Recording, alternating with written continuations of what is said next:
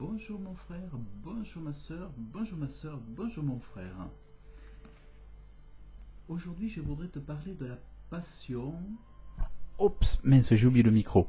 Bonjour ma soeur, bonjour mon frère. Aujourd'hui je voudrais te parler de la passion pour Dieu. Alors la passion pour Dieu, c'est un sujet qui m'a interpellé, qui m'est venu, tout simplement parce que je crois que la vie chrétienne n'a de sens que dans la mesure où elle est passionnée. Parce que si le chrétien est froid, eh bien il est en danger. Je dirais même que oui, c'est un gros problème en fait si le chrétien est froid. Et tout autre qui n'est pas bouillant, je dirais tout ce qui se trouve au milieu en fait, sont en danger aussi en fait. Il y a vraiment un problème sur toute personne en fait qui ne serait pas passionnée de Dieu ou bouillant.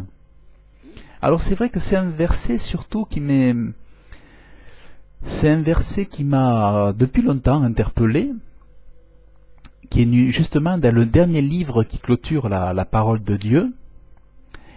Et on voit bien que Dieu dit dans ses commandements, tu m'aimeras de tout mon cœur. Donc, quand Dieu veut une relation, c'est vraiment une relation pleine. Une relation où tu es vraiment tu es convaincu de ton amour de Dieu et tu es convaincu de l'amour que Dieu a pour toi. Alors, je crois que vraiment en dehors d'une relation passionnée, l'enfant de Dieu court un danger. Or, je sais que beaucoup ne le sont pas. Voilà, beaucoup ne sont pas passionnés. Et je crois que la passion pour Dieu, la passion pour Jésus-Christ doit être mise en avant dans la question de la foi, de la foi vivante pour le Dieu saint, parce que la passion, autrement dit, être bouillant pour Dieu, être bouillant pour Jésus, c'est indispensable. C'est pour ça que comme un avertissement, Jésus-Christ dira, donc à la fin de tous les livres, le dernier livre qui a été révélé à l'apôtre Jean, Jésus mettra un avertissement en disant bien, je connais tes œuvres, je sais que tu n'es ni froid ni bouillant. Oh, si tu étais froid ou bouillant. Parce que Jésus dit bien, si tu étais froid, ça voudrait dire que tu ne me connais pas. Donc si tu ne me connaissais pas, tu ne m'aurais pas renié comme un enfant de Dieu, tu serais tout simplement éloigné de moi, mais tu ne serais pas mon enfant. Donc tu ferais partie de tous ces gens-là qui ne me connaissent pas, qui sont une grande multitude, des millions. Mais voilà, tu serais parmi eux. C'est déjà un grand malheur, mais tu serais de l'ordre de ceux qui ne sont pas mes enfants. Mais, malheureusement, si tu es froid et que tu es un enfant de Dieu, c'est une triste affaire, c'est une sombre histoire. Parce que l'enfant de Dieu qui est froid, c'est vraiment, c'est douloureux. C'est douloureux parce que celui qui est froid ne pourra plaire à Dieu, ou ne peut pas plaire à Dieu, ne peut pas vivre une vie chrétienne qui plaise à Dieu, celui qui est froid. C'est pour ça que Jésus dira, soit tu es froid et je ne te connais pas du tout, soit tu es bouillant parce que tu m'aimes. Tu es froid, tu n'as pas de part avec moi, autrement dit tu fais partie des incroyants, donc là ton mal est quand même mauvais, mal parce que tu es perdu, mais à la limite tu n'as pas connu mon nom, tu n'as pas connu ma grâce, tu n'as pas connu mon salut, donc là tu es froid, ou alors tu es bouillant et là c'est bon, là tu es bouillant, et là c'est bon parce que c'est tel que je te veux. Oh, si tu étais bouillant, là c'est bon. Si tu es froid, c'est bon parce que tu ne me connais pas, tu n'as pas connu mon nom, tu n'as pas connu mon salut, tu n'as pas connu la promesse de mon esprit. Mais si tu es bouillant, là c'est bon. Si tu es bouillant, c'est ce qu'il faut, être bouillant. Et nous voyons que l'exemple des chrétiens de la Bible, c'est vraiment l'exemple même, l'exaltation de l'amour de Dieu, c'est vraiment la manifestation de l'amour de Dieu, de la passion pour Dieu, où ces hommes de Dieu ont pour plaisir Dieu, ils ont pour plaisir leur Seigneur, leur Créateur. Ils aiment Dieu, ils n'ont pas peur de dire « Dieu, je t'aime, je t'aime ». Et c'est cela que toi, tu dois pouvoir vivre. Et c'est cela que tu dois vivre. Parce que Dieu n'attend pas de toi que tu sois froid. Si tu es froid, c'est un problème. Et tu dois en avoir conscience pour pouvoir guérir le mal. Celui qui ne voit pas le mal ne va pas chercher à guérir la plaie. Mais si tu perçois le mal, si on t'en donne, si tu le réalises, alors tu viendras auprès du médecin pour te faire guérir, te faire soulager, te faire des pansements, mettre des plaies, mais tu ne resteras pas dans un mal inconnu qui pourtant te ronge ou qui te perd. C'est pour ça que il y a besoin d'un diagnostic, Si ta foi est froide, tout comme celui qui ne connaît pas Dieu, finalement, tu as la foi, mais à quoi bon te sert ta foi si tu n'as pas cet amour de Dieu, cette passion pour Dieu? Si tu es fâché contre Dieu, si tu es en colère contre Dieu, si tu es déçu contre Dieu, à quoi peut servir cette foi? Que peut-elle produire? C'est pour cela qu'il te faut retourner à l'amour de Dieu. La parole commence par « Dieu créa le ciel et la terre », et l'on sait que la terre a été donnée aux hommes pour y habiter, et tout révèle depuis le commencement l'amour de Dieu pour toi. Puis ensuite vient le plan de la rédemption, qui révèle le plan d'amour de Dieu pour toi, pour ton salut, afin que tu hérites avec tous la vie éternelle, le paradis de Dieu. Or, tout en Dieu est amour. C'est pour ça que chacun d'entre nous, toi qui connais Dieu, mais qui est si froid devant lui, qui ne prend pas plaisir dans sa présence, toi qui ne prends pas plaisir dans la prière, toi qui ne prends pas plaisir dans son livre, toi qui ne prends pas plaisir à observer ses commandements, eh bien, tu dois retourner au premier amour, à ce grand amour, C'est très très important. La passion pour Dieu est très très importante parce que tu dois finir ta vie chrétienne en ayant la passion pour Jésus. Tu dois finir ta vie chrétienne. Ce qui compte, c'est pas le commencement, c'est savoir comment tu vas finir, comment tu es aujourd'hui. Je ne dis pas cela pour te soucier du demain, mais aujourd'hui. Cette foi-là, elle doit être passionnée. Ton amour pour Dieu doit être bouillant. Et vois comment l'homme de Dieu aime Dieu. L'homme de Dieu véritable aime Dieu. Celui qui n'est pas dans l'amour de Dieu eh bien celui-là n'a aucune passion pour Dieu. Il pratique une religion de façon systématique, de façon froide. Il participe à des cérémonies, à des cultes, à des animations au milieu au milieu de personnes, au milieu de gens. Il participe à des repas, mais il n'a pas cette passion pour Dieu. Il fait des choses, mais il n'a pas cette passion pour Dieu. Or, il faut que, avant que précèdent les activités, avant toute activité, avant toute œuvre, avant toute action, je dirais, il est important qu'au préalable, tu sois passionné de Dieu. C'est important qu'avant toute chose, tu saches qu'il te faut d'abord aimer Dieu. Et par amour pour ce Dieu-là, ensuite tu fais ce qui est bon. Mais que toujours l'amour, la passion pour Dieu t'anime. C'est cela qu'il faut. Il faut commencer par là.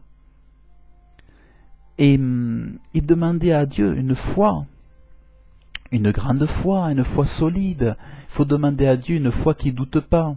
Il faut demander à Dieu une foi forte, où il n'y ait pas de crainte. Tu pries, Dieu est là, il t'entend. C'est important.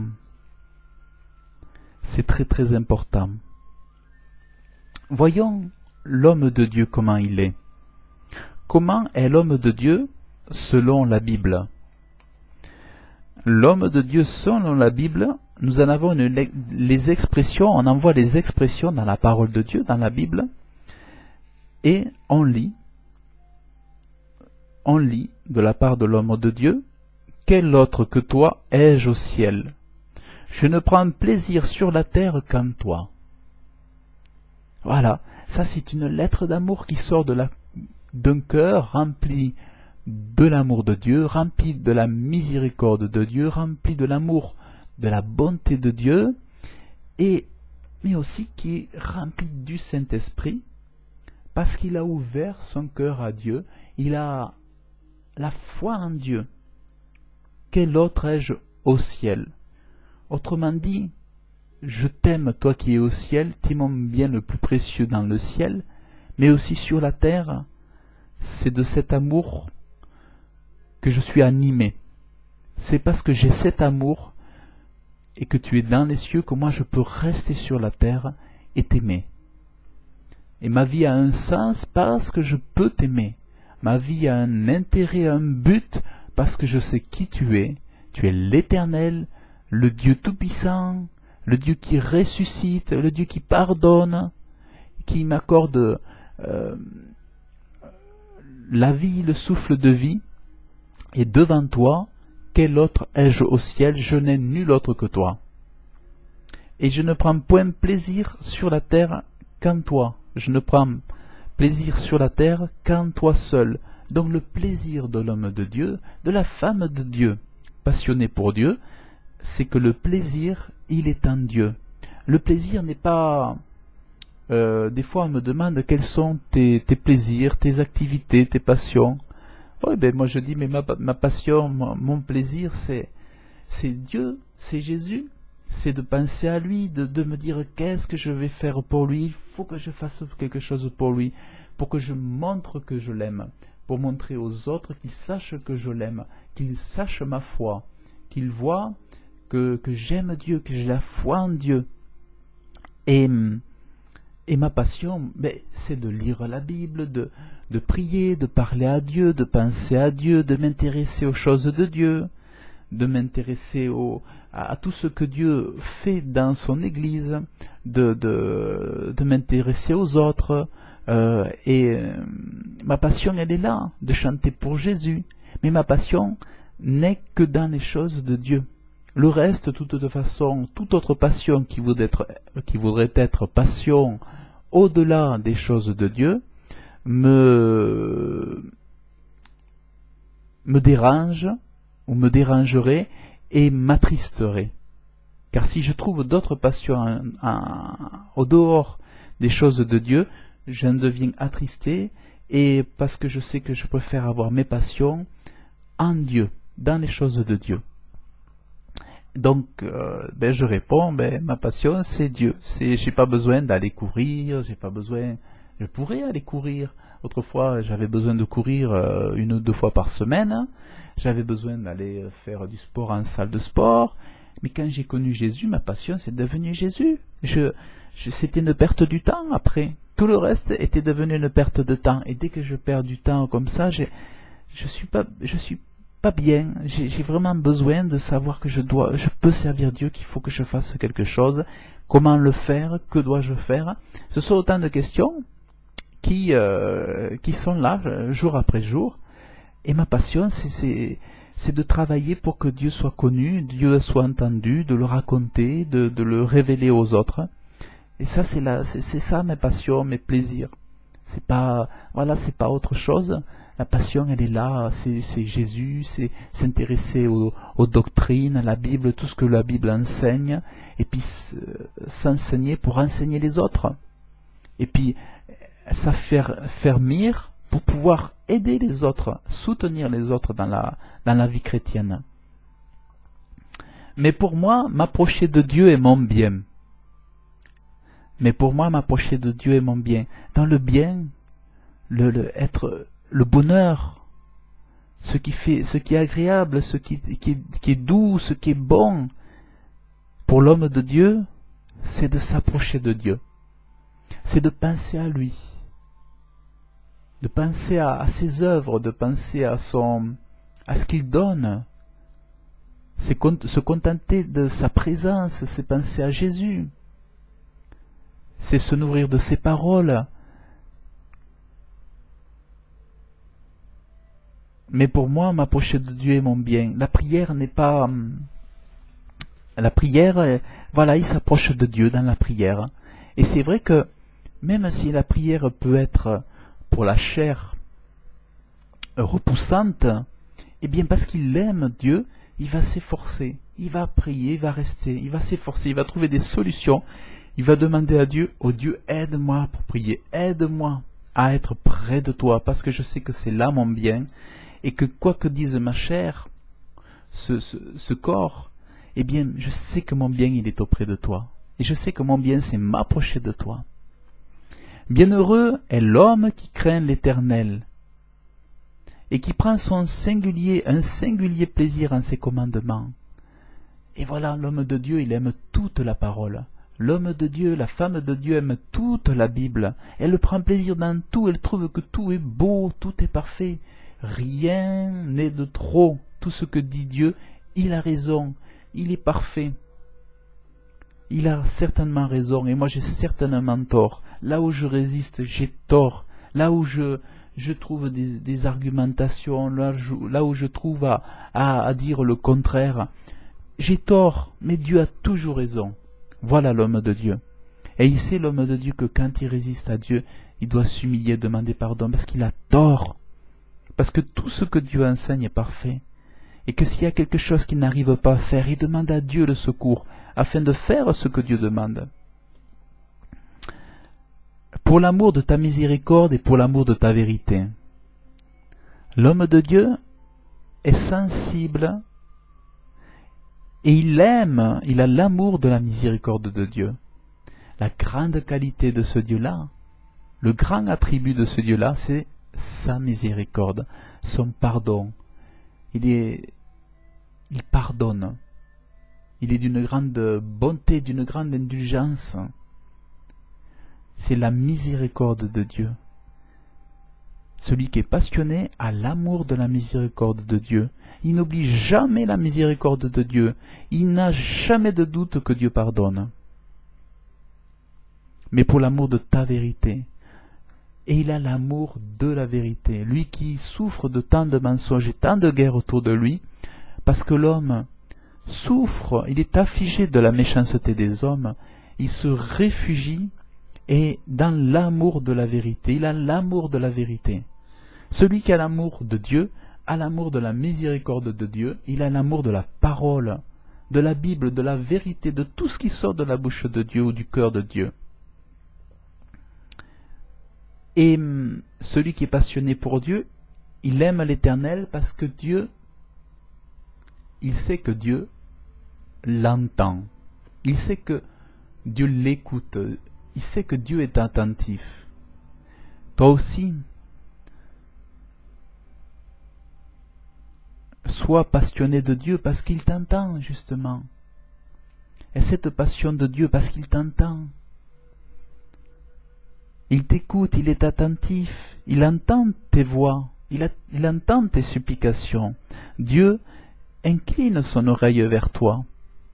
Et pour toutes ces choses-là, avec assurance, tu peux t'approcher de ce Dieu-là, parce que quand tu l'invoques, il te répond.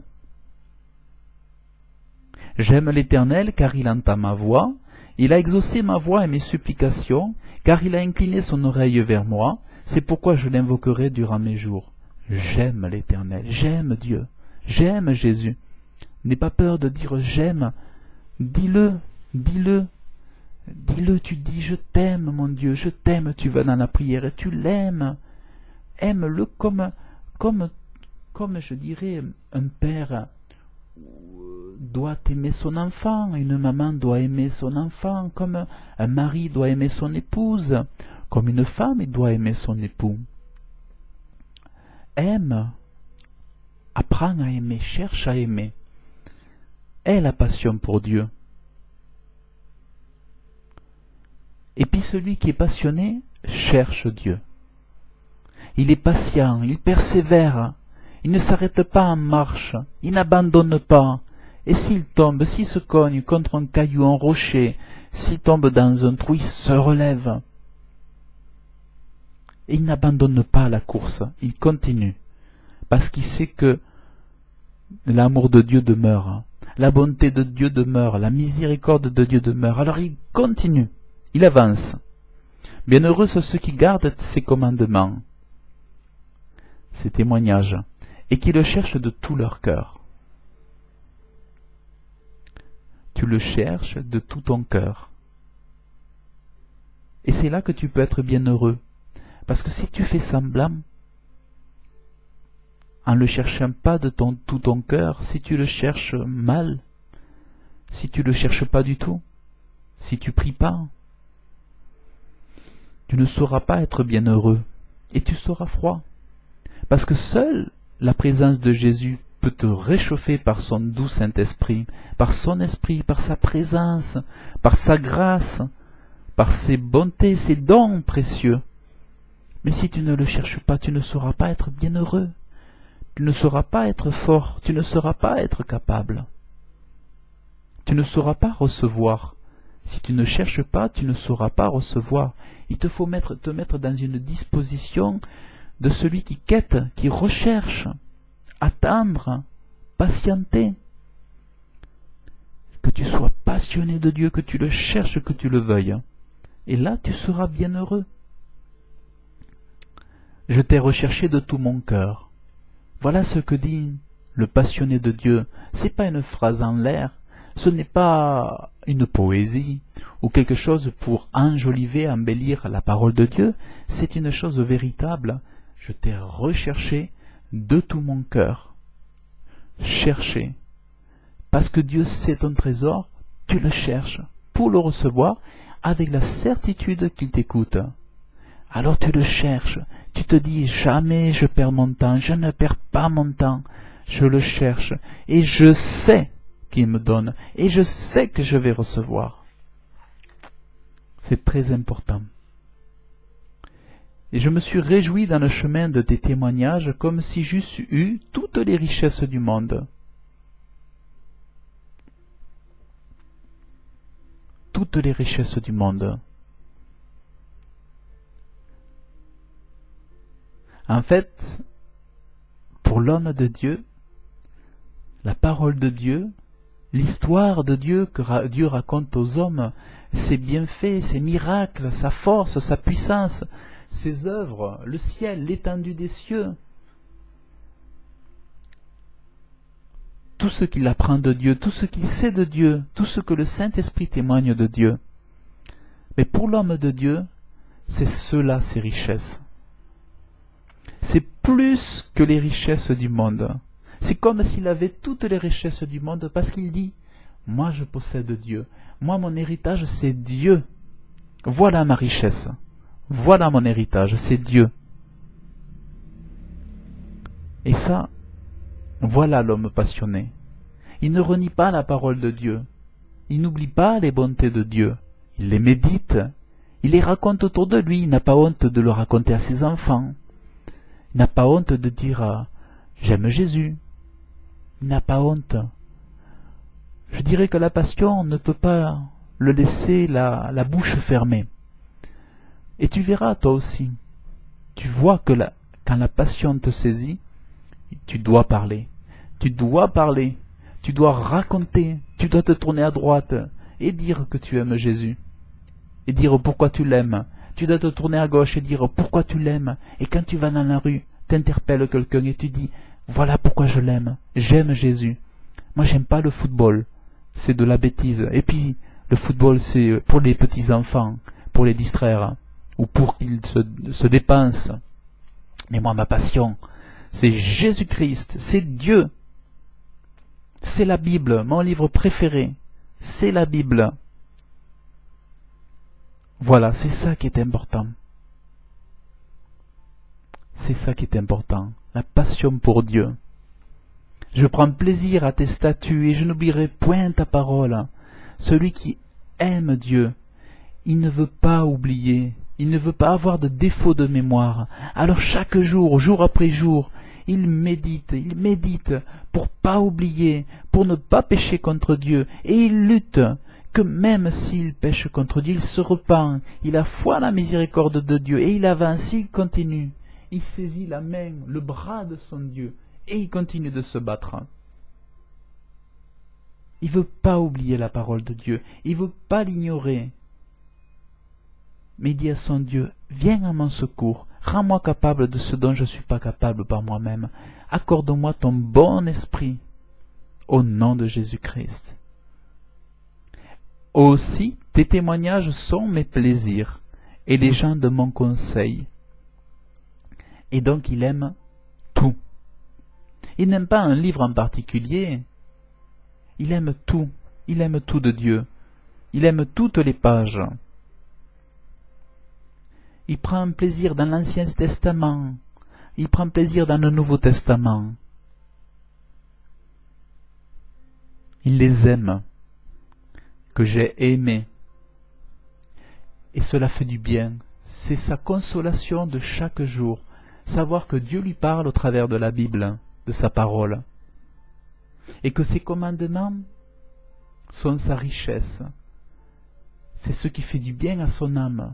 Parce que tout est pureté dans la parole de Dieu. Et ça le restaure, ça le fortifie, ça lui fait du bien dans tout son être. Parce qu'il reçoit des bonnes choses de la part de Dieu. Contrairement au monde qui n'apporte que la guerre, le désordre, la méchanceté, la violence. Mais auprès de Dieu, il n'y a pas cela. Auprès de Dieu, il y a la pureté, la sainteté, la justice, la douceur, la bonté de Dieu, la miséricorde de Dieu. Et l'homme de Dieu prend son plaisir dans les commandements de Dieu parce qu'il dit que tout est parfait. L'homme de Dieu ne trouve pas son plaisir comme les autres dans les excès de table, dans les excès d'alcool, de boisson, dans les drogues, dans tout ce qui détruit l'homme, en fumant la cigarette. Mais le plaisir de l'homme de Dieu, de la femme de Dieu, c'est en Dieu, en sa loi. Et les autres, ils s'agrossissent, ils grossissent, les autres, ils s'épaississent, ils nourrissent leur ventre, ils nourrissent leur chair. Mais l'homme de Dieu, lui, il nourrit son âme, il nourrit son esprit, il se purifie esprit, âme et corps par la présence de Dieu et en se purifiant par l'obéissance, en se détachant du péché, en obéissant. Leur cœur est comme figé de graisse, mais moi je prends plaisir en ta loi. Psaume 119, verset 70. La loi que tu as prononcée de ta bouche m'est plus précieuse que 1000 pièces d'or ou d'argent. Le trésor de cet homme, de l'homme de Dieu, de l'homme passionné pour Dieu.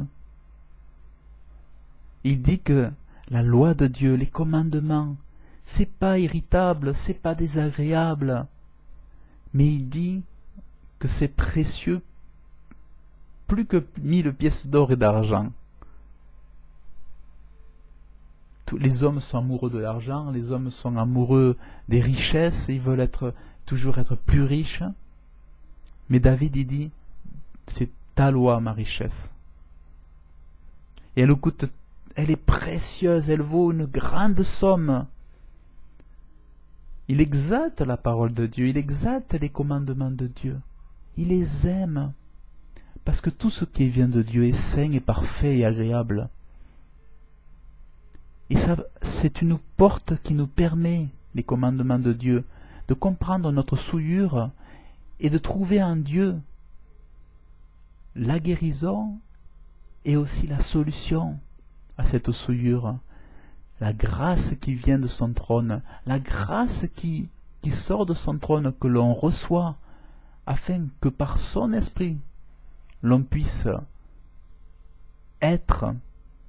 lui être agréable et marcher selon son esprit, de pouvoir enfin accomplir par son esprit tout ce qu'il te demande. Et Dieu donne justement l'esprit pour que tu puisses, toi qui aimes la loi, être capable d'accomplir ce qu'il te demande. Quand Jésus il est venu avec la grâce et la vérité, il te donne de pouvoir accomplir ce qui jusqu'autrefois t'était impossible. En fait, tu rentres dans le règne donc de la grâce qui te permet de vivre ta passion pour la parole et d'être enfin le saint de Dieu, d'être enfin le parfait de Dieu. Car ta loi est tout mon plaisir. Car ta loi est tout mon plaisir. Voilà ce qu'il dit l'homme de Dieu. C'est le plaisir, la joie. Il est heureux. N'eût été que ta loi a été tout mon plaisir, j'eusse déjà péri dans mon affliction. Dans le monde, l'homme de Dieu a des afflictions. Et cela est nécessaire, qu'il ait des afflictions. Cela est nécessaire, mais au-delà, au travers de ces afflictions, il trouve la consolation et le plaisir dans la parole de Dieu, dans la loi de Dieu, la loi sainte de Dieu, dans les commandements de Dieu, dans les enseignements de Dieu, dans la Bible de Dieu, dans les œuvres de Dieu.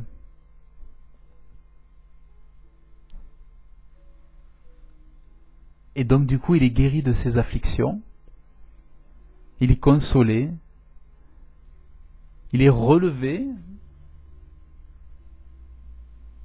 il est vivifié, restauré, et il repart au combat, à la lutte, contre les épreuves de ce monde. Oh combien j'aime ta loi, c'est ce dont je m'entretiens tout le jour. Donc l'homme de Dieu, chaque jour, c'est pas un jour sur 4, chaque jour, la passion pour Dieu, c'est chaque jour. Chaque jour, tu t'intéresses à Dieu. Chaque jour, tu penses à lui. Chaque jour, tu penses à Jésus. Tu dis, Jésus, Jésus, je t'aime, je veux t'aimer. Je veux t'aimer plus et plus encore. J'ai pris pour héritage perpétuel tes témoignages.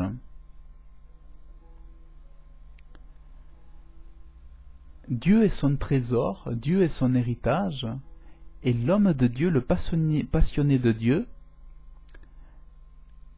prend pour héritage, ou saisit pour héritage, et accepte pour héritage tout ce qui vient de Dieu. Dieu est son héritage, les commandements c'est son héritage. Il dit pas, non, ça c'est pas pour moi, c'est pour les autres d'autrefois, ou non, ça c'est trop, ça c'est pas, oh, ça c'est difficile, hein. Non, l'homme de Dieu, il dit, ça c'est pour moi, je le veux. Et si j'en ai pas la force, eh bien, donne-moi la force, mon Dieu. Donne-moi la force. Mais il ne rejette pas, l'homme de Dieu ne rejette pas rien. Il ne rejette rien. Il accepte tout. Et il trouve son héritage en toutes choses. Il aime tout ce que Dieu lui donne. Il ne rejette rien en disant « Ah non, ça c'est cabossé, oh ça c'est vieux, oh ça c'est abîmé, oh ça c'est démodé. » Non, l'homme de Dieu, il aime tout. C'est pourquoi j'ai aimé tes commandements plus que l'or, même plus que le fin or. Alors ça c'est vraiment extraordinaire, parce qu'il préfère les trésors que Dieu lui donne, les commandements, plus que ce que les hommes préfèrent sur la terre par-dessus tout. C'est-à-dire l'argent, l'or, la possession, la gloire de ce monde, les richesses de ce monde. L'homme de foi met au-dessus l'héritage de Dieu, au-dessus de l'argent. Au-dessus, il met l'argent, au-dessus de la... Il met la parole de Dieu. Les commandements, il les met au-dessus de toutes les montagnes d'or et d'argent. Il met par-dessus les montagnes d'or et d'argent, il pose les commandements de Dieu. Il pose par-dessus pour dire à tous, voyez moi ce que j'aime, voyez mon trésor plus que vos trésors. Mon trésor, moi, mon préféré, ce que j'aime par-dessus tout, c'est les commandements de Dieu. C'est la parole de Dieu. Mon plaisir est dans les choses de Dieu. La détresse et l'angoisse m'avaient rencontré, mais tes commandements sont mes plaisirs. Et quand l'homme de Dieu est enveloppé de détresse et d'angoisse, parce que cela fait partie de la vie ici-bas, où il y a souffrance et affliction, mais comme tu trouves plaisir dans la parole de Dieu, dans la présence de Dieu, dans ses commandements, dans ses enseignements, Dieu est ton guide, Dieu est ta guérison et Dieu est ton sauveur. Eh bien, dès que tu te trouves auprès de lui, c'est-à-dire partout, que ce soit dans ta chambre, mais partout, dès que tu le cherches dans ton cœur, dès que tu penses à lui, eh bien les choses mauvaises sont chassées. La détresse et l'angoisse est chassée dès que tu penses à lui. Dès que tu penses à lui, tu penses à lui et Dieu chasse, et tu chasses ces choses-là, et tu es restauré. Parce que tu n'oublies pas ton plaisir, tu n'oublies pas que ton plaisir, c'est Dieu. Et parce que tu as choisi de mettre ton plaisir dans les choses de Dieu, dans les commandements de Dieu, eh bien Dieu te récompense et Dieu est fidèle, il est toujours avec toi. Je me prosternerai dans le palais de ta sainteté, et je célébrerai ton nom pour l'amour de ta bonté et de ta vérité, car tu as magnifié ta parole au-dessus de toute ta renommée. L'amour, le passionné de Dieu, celui qui a un amour pour Dieu, il exalte la parole de Dieu, il parle de la parole de Dieu, il magnifie la parole de Dieu, il veut montrer toute sa sagesse. Il veut montrer aux hommes combien la parole de Dieu est forte, combien elle est belle, elle est pure. L'homme de Dieu veut magnifier la parole de Dieu. Il a compris que Dieu avait grand pris soin de sa parole et il veut la magnifier. Il veut lui donner, en expliquer toute la beauté aux hommes. Il veut faire comprendre aux hommes combien la parole de Dieu est importante, combien elle est vivifiante, combien elle restaure, combien elle est une puissance, la parole de Dieu, combien les commandements de Dieu sont merveilleux, sont saints. Les commandements de Dieu ne sont jamais mauvais, jamais méchants. Tout ce que Dieu a demandé est parfait. Et là, nous voyons que on se prosterne devant un Dieu saint. Le Dieu saint. Dieu est saint. Saint, saint, saint. Dieu est saint, c'est ça. Et c'est ça, c'est aussi pour cela que tu as la passion pour Dieu, parce que tu as tellement connu la souillure, le vomi, les choses honteuses, le dégoût, la honte du péché, la honte du mensonge, de la guerre, de la mort, toutes ces choses-là sont tellement méprisables et t'ont fait tellement souffrir, t'ont tellement affligé, que tu te réjouis de trouver, de savoir que ton Dieu est saint, saint, saint. Et c'est là ce qui est important, c'est de savoir que ton Dieu est saint, et c'est pour cela que tu l'aimes, c'est parce que Dieu est saint. C'est pour cela que tu l'aimes, parce que Dieu est saint. Et comme dans Ésaïe chapitre 6 verset 3, il est dit, et ils criaient l'un à l'autre et disaient, Saint, Saint, Saint est l'Éternel des armées. Tout ce qui est dans toute la terre est sa gloire. Tout appartient à Dieu. Toutes les gloires de toutes les choses, c'est Dieu qui la leur a donné. Mais être passionné de Dieu, ce n'est pas facultatif, ce n'est pas une option ou une idée étrange comme ça. Mais la passion pour Dieu est nécessaire, est indispensable. La passion pour Dieu n'appartient pas au conducteur spirituel. La passion pour Dieu doit t'appartenir. Elle est pour toi, la passion pour Dieu. Saisis-la. Si tu es froid, repens-toi. Si tu es entre froid et bouillant, si tu n'es pas bouillant, si tu es entre froid et bouillant, repens-toi aussi. Demande à Dieu cette passion. Cherche-la, cherche-le, il te la donnera. Aime-le, aime-le. Ce que Dieu veut quand il te reprendra, ou quand Jésus reviendra dans les cieux, c'est que tu l'attendes avec passion, c'est que tu sois passionné, que tu l'aies dans l'esprit, que tu l'aies dans le cœur, que tu sois rempli de lui, que ton âme soit purifiée de lui, que ton corps soit pur, que tes mains soient pures, parce que seule la passion te tiendra prêt. Seule la passion te tiendra en attente, seule la passion te gardera pur, seule la passion te donnera une foi forte et solide qui ne doute pas, seule la passion te permettra de ne jamais oublier que quoi que tu dises, quoi que tu fasses, Dieu te voit, Dieu te regarde. Seule la passion peut te permettre d'être solide et ferme, inébranlable, incorruptible. C'est très important. C'est pour ça que Jésus termine le livre, la Bible sainte, par cette révélation de l'Apocalypse qui clôture l'ensemble de la parole de Dieu. Je connais tes œuvres, je sais que tu n'es ni froid ni bouillant. Oh, si tu étais froid ou bouillant! Fais ton choix vite, décide-toi maintenant. Fais ton choix d'être bouillant parce que tu veux aimer ton Dieu et tu aimeras ton Dieu de façon bouillante. Tu auras la passion pour Dieu dans le nom de Jésus-Christ. Dans le nom de Jésus-Christ, tu auras la passion pour Dieu. Parce que ainsi, tu prendras soin du cœur de ton Père qui est dans les cieux. Fais-le. Fais-le pour Jésus-Christ. Fais-le pour Dieu. Fais-le. Et fais-le aussi pour tous ceux qui verront cette belle foi qui est la tienne, cette passion pour Dieu qui est la tienne et qui sera la tienne. Que Dieu te bénisse abondamment dans le nom de Jésus-Christ. Amen.